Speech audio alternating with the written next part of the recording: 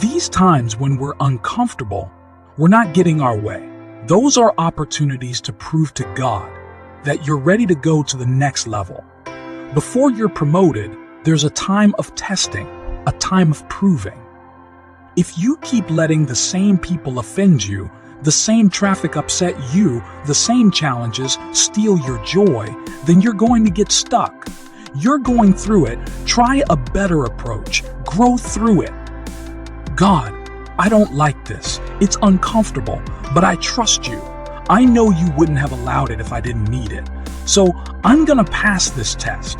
I'm not gonna let this jerk, this coworker, get on my nerves. I'm not gonna get frustrated every time I don't get my way.